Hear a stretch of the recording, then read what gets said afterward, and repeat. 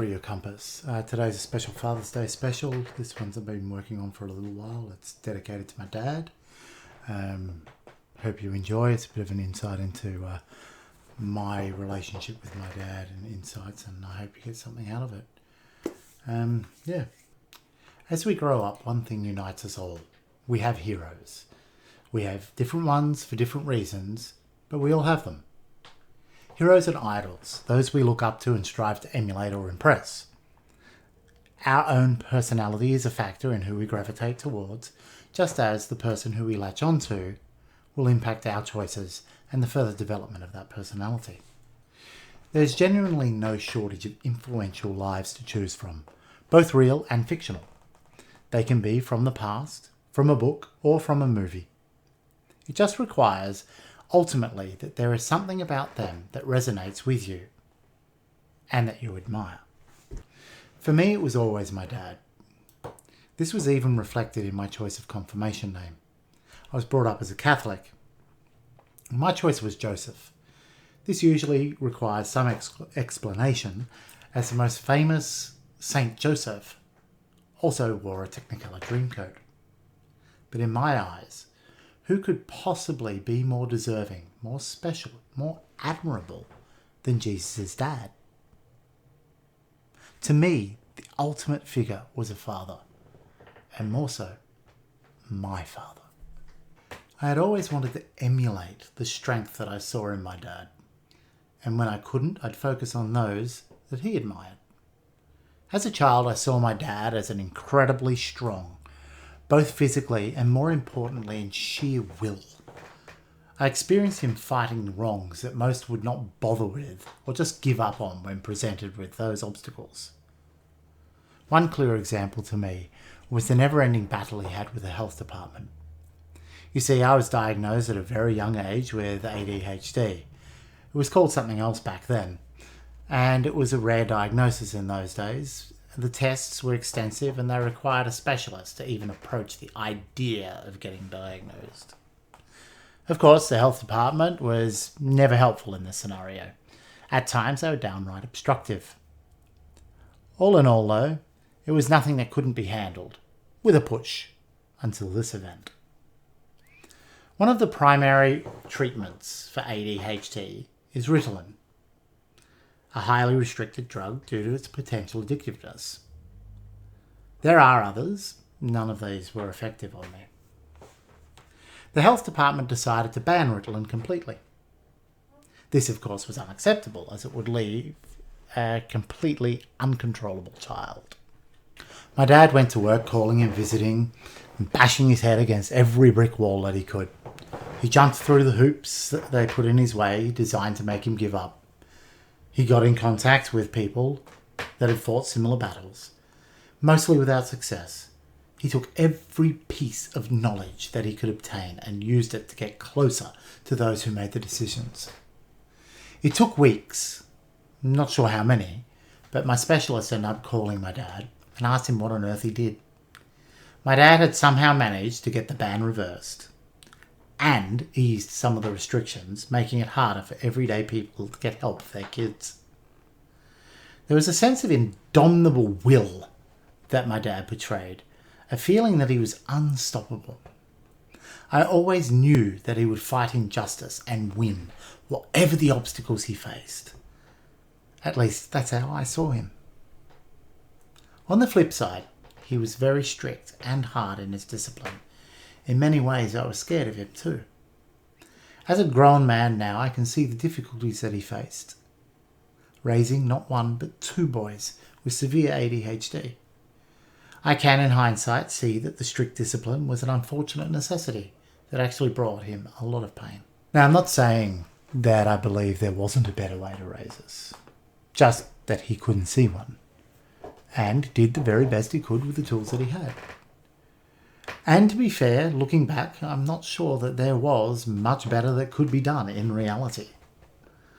I was not an easy child to control, and nor was my brother. My whole life, I shifted between wanting to be just like my dad and wanting to be nothing like him. I am a man of opposites. As a child, for me, there was no higher benchmark than to be like my dad. He was an indomitable person with a will of iron and a wicked sense of humour. In my eyes, there was no being as powerful as this man. Like many of us, as I grew older, my view of my father altered. I still idolised him, but the frustration that came from the friction created by a man of strict discipline clashing with a child who's just as powerful, but in an uncontrollable force of nature kind of way, created a divide. In my wild and chaotic, yet analytical manner, I decided that I would be better, that I knew better.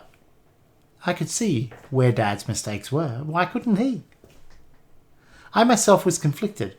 I knew there were better ways, but this man was so infallible in my eyes. I loved him dearly, but I also feared him. As I grew through my teenage years, this conflicted view, coupled with all the other issues that I struggled with as a teenager, created a severe strain on the relationship that I had with my dad. I spent more time arguing with him, trying to assert my independence. I needed to gain his approval and respect. At the same time, I needed to prove that he was wrong. I was right. My rebellion went through many phases and styles. Then one of the most horrible things happened. I was late in high school. My dad had a stroke. It was a decade later before I realised the full impact that this had had on me. At 17, my father, the unstoppable powerhouse, was human. He could die. My world came crashing down around my ears, and my rebellion became desperate, sometimes even avoidant. I left home within a couple of years of this event and drifted. My relationship with my father in tatters. The arguments had become too regular and too emotional. Even distance didn't help. Many years later, I moved back home. My relationship by this stage was civil. We could conduct life amicably together, with the knowledge that there was a deep love between us. Just, we couldn't communicate. The arguments continued. Oddly enough, it was a statement made to me by an estranged friend that began the change. This friend had not long ago lost his dad, and he said to me, "Let it go, it's not worth it." He convinced me that no amount of arguing and proving myself will ever make me happy if he dies tomorrow. Just let him be him, and you be you. Let it go. That was a turning point for me. It wasn't a magical overnight fix, but those arguments gradually became discussions. We spent more time discussing our differing views and getting to know the reasons behind them. We spent less time arguing about them and trying to prove the right and the wrong of it. Interestingly enough, it was when I stopped fighting that the change began. I got closer to my dad over the passing years and began to feel some peace.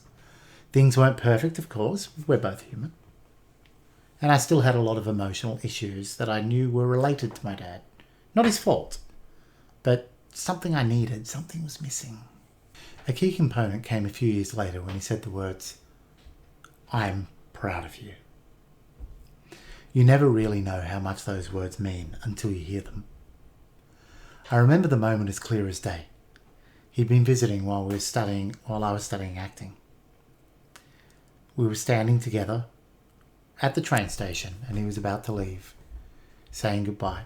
He told me that despite the fact that he personally believed that my pursuit was foolish, he was proud of me.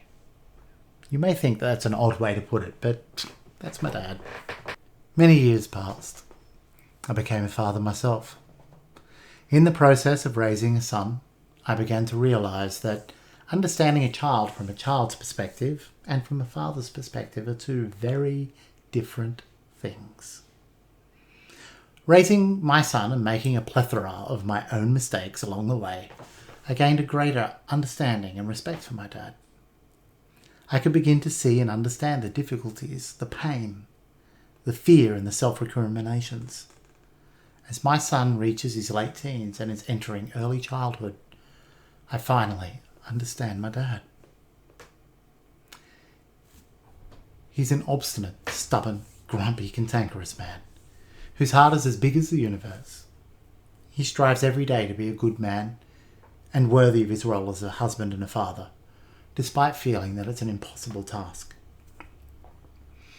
I know, like me, he regularly feels deep down like a failure, yet hopes upon hope that he isn't. Today, I want him and the whole world to know that he is a success. And now more than ever, that this man, filled with mistakes and faults, yet never stops trying the best he could. This man, my dad, is my hero. I love you, Dad. Thank you. I'll catch you next time.